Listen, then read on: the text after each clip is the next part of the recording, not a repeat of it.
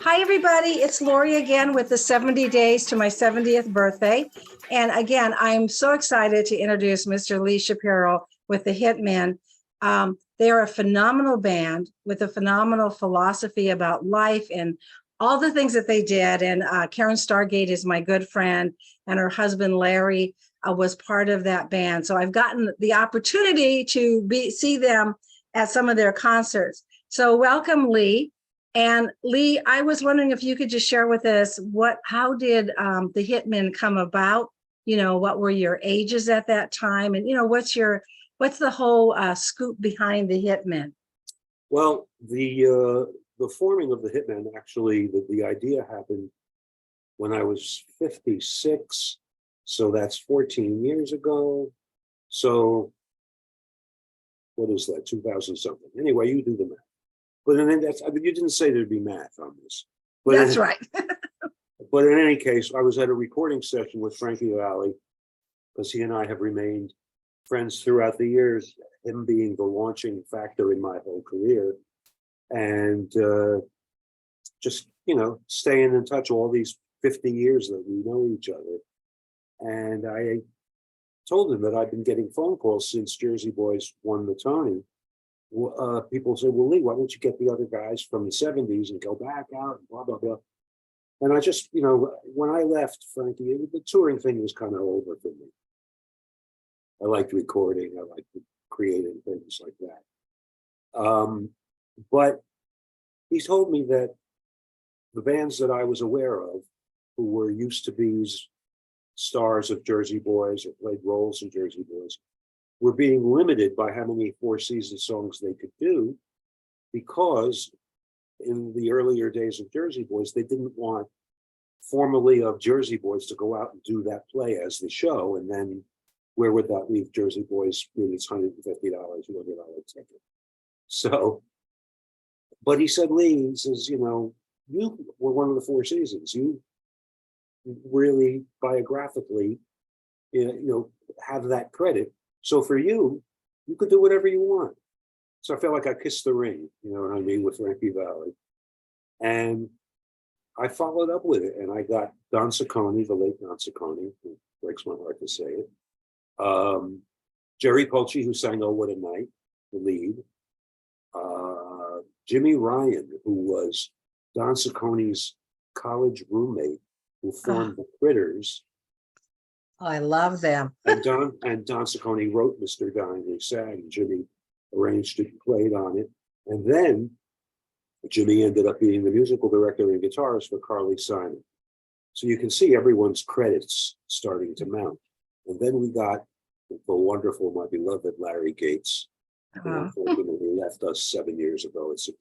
I had known him since we were 8. We went to day camp together in the same station wagon. So his departure at 63 was particularly painful, but he was such an evolved individual. And his credits, he worked with everybody too in his studio he did the original demos of Bon Jovi's first album. Wow. You know, I mean, people, the behind the scenes people, he's in there producing with Richie Sambora. And his mother, Ruth Gates, who was the little old Jewish lady, he goes upstairs to get a glass of water. He goes up there and there's like, you know, there's like his mother talking to John Bon Jovi. So, would you like a tater tot? Can I get you something? It was surreal, but it was great. But in any case, so that was the band. And we went out at first at almost no money, playing summer fairs in the New Jersey counties, municipal parks, dance, whatever the heck it was. But we wanted to do it. So we went and did it. And gradually one thing led to another. The band started to get more and more popular. And as a result, from our ability and from the tireless work of our agency, Bicoastal Productions, we ended up working, one year we worked 45 dates, 50 dates. Normal would be for us now about 25 to 30 dates. But the original band, the original Hit Men, had a magnificent flourishing career out of nowhere. And kind of got to meet the people that remembered us from the Four Seasons. It was quite moving, you know what I mean? I remember when you were in Atlantic City and the horse jumped into the water, and then you did your show, and I met my wife, and my first daughter we named her Dawn because that day I hadn't, honestly, it was a revelation to me. I had no idea that my career had impacted that many people in meaningful ways. You know, for me, I was doing what I do and playing music, and look at me, the spotlight's on me, and that's kind of the view when you're 20. And as looking back at it now that I turned 70 2 weeks ago. Congratulations. I'm right behind you. Thank you. And you look back on it and you realize that it really wasn't all about you, even though you thought it was. It was all about them. And now they have the opportunity a second time, decades later, and those same people are showing up with a tear in their eye. It's a feeling that a 20-year-old can't know. But a 70-year-old's heart grows 2 sizes that day, like the Grinch. You know what I mean? It mattered. I became one of the Four Seasons, and yeah, I'm living my dream, and I'm doing. But it mattered more than that. People danced to it, dated to it, and named their kid it. And however odd that seems to me, it was their reality with me as a kind of player in it, and it's touching, and it matters a lot now. So when COVID hit and the whole thing wound down for everybody, and time had moved on, and everybody and their brother was doing a Jersey Boys tribute, we modernized the Hit Men. A lot of the guys didn't want to travel anymore. Pardon me. Solicitation. But in any case, for a change, possible spam. Oh, possible. Possible. But, right. But in any case, when Pulci left the band to pursue other avenues, we replaced him with Steve Murphy, who had been with the Alan Parsons Project and played with Sting and played with Elton John. I mean, man is a bizarre talent, and he sings like Steve Tyler from Aerosmith. Amazing.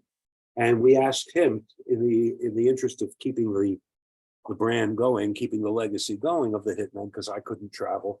And we could talk about that if you'd like, because I have MS. I was diagnosed with MS.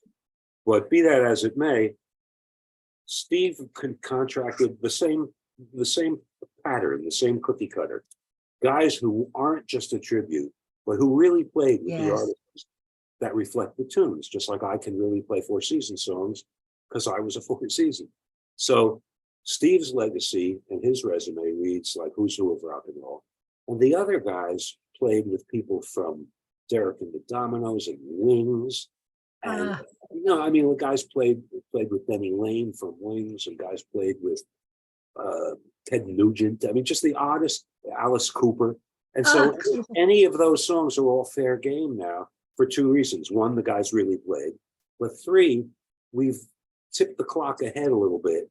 And instead of going all the way back to 62 with music and 63, we go back to about 72 up to 82 in there, and you get a lot of Aerosmith, you get a lot of Journey, Foreigner, Billy Joel, Elton John. And so it's no disrespect to our seniors, but I'm 70. The people that we originally appealed to 12, 13 years ago, that's when they were 70. So they're 83, and I don't blame them at all if they like to go to one concert less. Because at 83, yes, you want to do as much as you can, but I'm sure there's other things that might take precedent to going to a concert, like being with grandchildren or whatever it may be. So we didn't want to end, and we modernized, in quotes, the format, and it's still going. And the guys played last night to a sellout crowd outside of Dallas.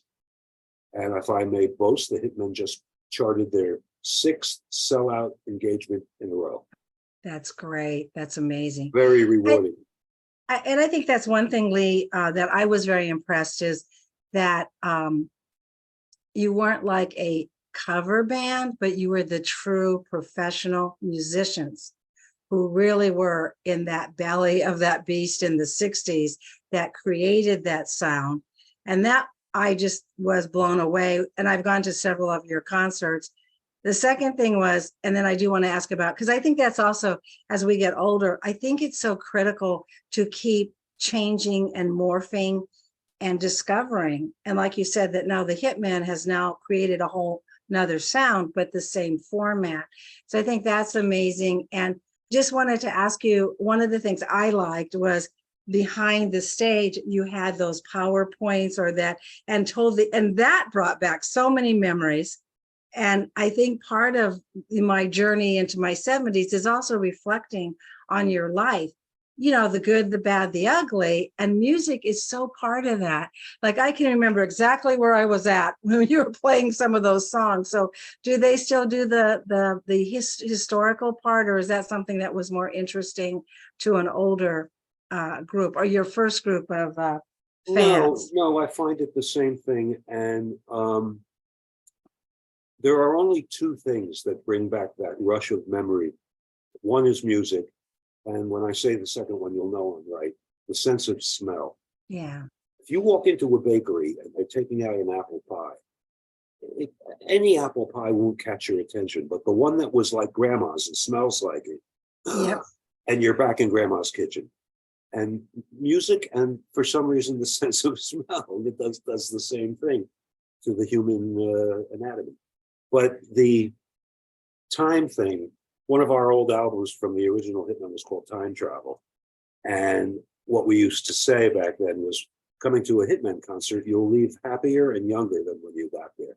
Oh. Because that's what we're selling. We're selling youth. We're selling how you were. Mm-hmm. We're selling, you don't have a doctor's appointment tomorrow. Instead, you're going to sleep late. That's the mindset we're rekindling. You know, when you were a kid, you got out of bed.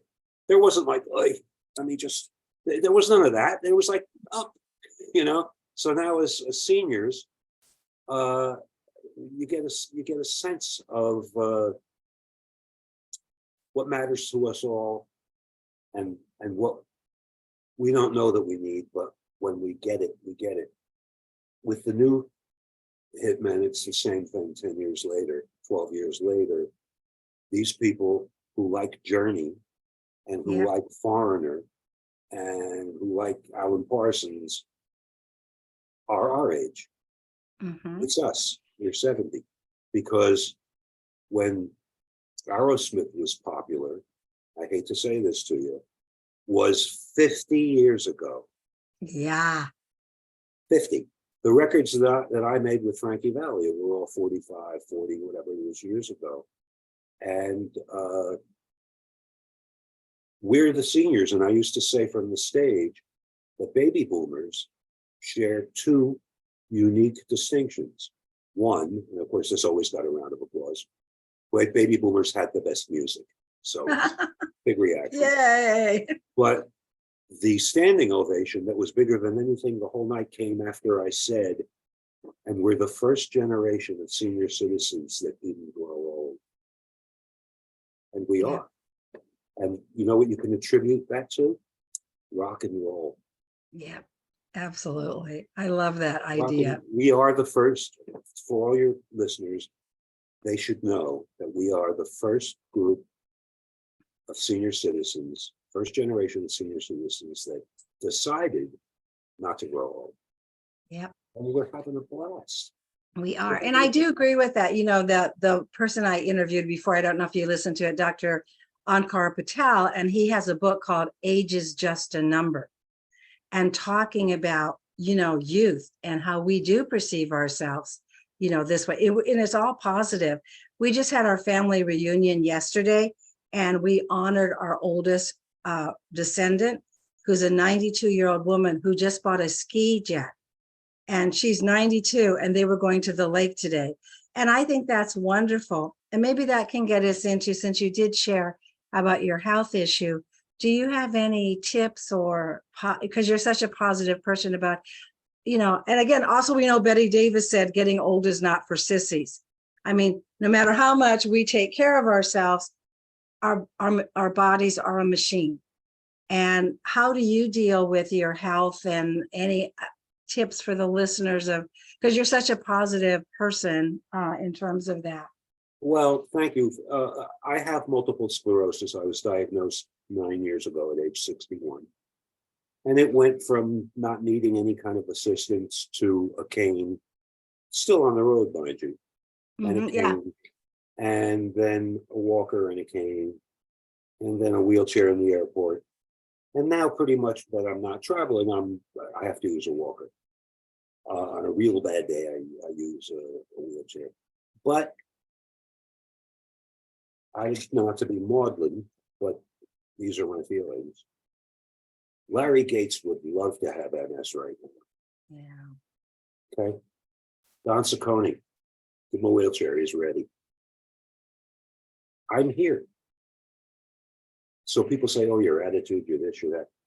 Through my life, I've been a student of Eastern philosophy. And I'm not saying that I'm a Buddhist or I sit cross-legged in the lotus position, because I don't. But I'm very influenced and read by the Eastern philosophy. And one thing is for sure,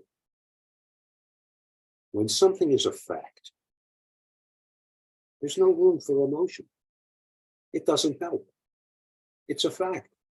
So what should I do? I have MS. I have to use a walker. My feet hurt, but I can still play the piano. Which one would you concentrate on? Yeah. That's a It's great a fact. It's raining out. I'm not upset that it's raining out. It's a fact. I have MS. On a bad day, I get like, oh man, I want to go to the bathroom, but I'm going to hold it because otherwise I have to walk with that kind of stuff where you plan stuff that used to be automatic. There's no going for a walk for Lee Shapiro anymore or driving a car. So instead, I managed the Hitmen. We formed the Hitmen of Country. Guys who used to be with Lee Greenwood in Alabama. Oh, cool. Oh, no, they're on the road. They're touring. It's happening. Oh, wow. Is it under the Hitman or it's a different? They're out as the Hitmen of Country. Oh, I love that. We have Lee Greenwood's musical director. We have Winona's drummer. We have Alabama's bass player. And these people played with everybody. So they go out there and they do the same thing that the rock and roll hitmen do, only they do it with their credentials, and they're all guys in the mid-50s and later. And it's been very successful because the country market is the biggest market. And these guys are. And I do love, being from Nebraska, I love country music. Well, these are the real guys. I mean, and they're hard. I'll have to really, but when, getting back to, and I appreciate what you're saying about, it's a fact and you just focus on what you can do. And years ago, back in the 70s, there was a book called Search for Serenity, and it talked about acceptance. And you can imagine the thing you don't want to accept if you're hitting your head against it, putting all this energy. But if you sit in the shade of the wall and appreciate what is going on, and that always hit me, that symbolism of if I'm against something I really don't like or I'm unhappy with. And, and thank you for sharing about your health issues, because I think that's probably, it is a hard acceptance for people, who have been very active and all over to know now this is my life. So I really thank you. Right. Well, I'm for sharing that.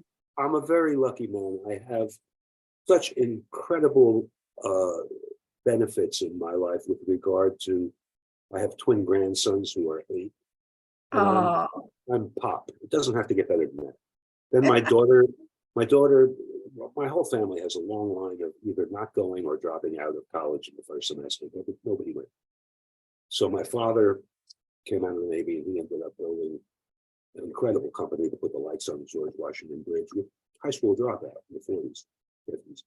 Then me, dropped out of Manhattan School of Music, and I became one of the Four Seasons and with the rest of my career. Yep. My daughter dropped out of art school, and today she's a vice president at Goldman Sachs. No college. Oh. No college. So I'm blessed in that everybody in my immediate surroundings, we all know we can do it. We all believe it. One of my grand twins, Aiden, has ADHD, OCD. He is endearing, witty, charming, can't concentrate, talks incessantly, twitches and moves, has to be on medicine. They actually, my daughter arranged to have an aide sit next to him in third and fourth and fifth and sixth grade. He's in the third grade. Just to say, Aiden, come back to your paper. Aiden, come back to your paper. And he excels, but on his own, and I said to my daughter, I said, you know who he is? So he's my replacement. He's me. That's great. And honestly, just taking a step further, they're raising him Catholic, and they came to ask me, and to raise them to be happy and healthy. Whatever else they believe is marvelous. Just whatever speaks to them, let them do that. And if you want to introduce them into the Catholic format of belief, I'm all for it. If you guys are for it, I'm for it. I said, but I will tell you one thing, and your Jewish viewers might appreciate this. Joey is like on the Wheaties box, athlete, handsome. I said, Aiden is a Jew. There's nothing you can do about it. You can raise him any way you want. What do you mean? I said, he's me. I said, oh, Aiden, go do this. He goes, all right. I said, you can't teach someone to act like that. That's in his DNA. He says, oi, you know, this is stuff that is inherent. So the bottom line is, with that much joy in my life, you'd have to be an idiot to focus on the one or two things that are not the way you. It's like looking at a beautiful painting and saying, yeah, but the frame could have been a little darker blue. You're not supposed to be looking at the frame. You look at the painting. It's beautiful. It's beautiful. And there's a catchphrase with MS, and that is that I have MS, but MS does not have me. I love that. Those of us who are, those of us who are lucky enough to be this old and have MS, rather than say afflicted, I'll say it that way. Well, I really think, I'm sorry, go ahead. No, I was going to say that we understand that if you're destroyed and you're in a wheelchair and you can't move and people have to move your hands for you, you have an issue. Short of that, no issues. A tumor, issue. No tumor, no issue. Everything that's handleable is not a problem. You dropped a dish, it broke. You got to train yourself actively not to flip out over stuff like that, because it's over. So I appreciate you letting me expound. Thank you. I'm so excited. Thank you. I'm so excited. I know I shared that. I'm such a groupie that on my 65th birthday in Atlantic City, Karen got us front row seats. And at one point you said, happy birthday to Laurie Loughney. And I stood up and I felt like I was, like 18 again. And you just made my day, my evening. And then I talked to all of you at the end. It was just, you guys were so friendly and personable. And, believe it or not, I was very shy, but you just made it. And I did. And again, for Karen, shout out to Karen. I did go to Larry Gates's funeral, and that Rainbow song. I mean, he was, and I only met him one time, but he was so phenomenal. It was such, so it was just like. I produced that recording with Larry of the Rainbow Connection. Oh. And I will tell you, and I'll just say this because it's what I feel, and I love to broadcast it. Larry Gates was the finest gentleman I ever knew in my entire life. And I knew him since we were 8 years old. That's amazing. He was a man of absolute integrity and quality. And I hope that people think of me when I'm gone like I think of him. Oh, what a great way. And Karen had actually came and spent a week with us. We live in Arizona, and it was just so wonderful because she's I love Karen. I always say she's my hip New York, friend, where she's so cool. I just love her to death. So, but again, Lee, I really want to thank you for sharing your wisdom and your wit and your philosophy and all that beautiful music. So in the link below, everybody, I will put the Hitman links and the Hitman of Country. Beautiful. And hopefully, I know that we're getting more and more viewers, and they are so worth going to these concerts. They're just amazing. And you're right, they get sold out very fast because I've tried to get in, and sometimes they're out. So thank you, Lee, so much. Do you have any other parting words? I have parting words. If your viewership is having trouble getting tickets, they should private message me on Facebook, and I'll do what I can. Oh, thank you so much. That's wonderful. Thank you, everybody. So we are now 70 days to my 70th birthday, which is August 14th. So I think we're about 45 days. So again, Lee, this will be one of those special interviews. So thank you so much. And we will see everybody at the next one. Let's see if My I can do. pleasure. My pleasure.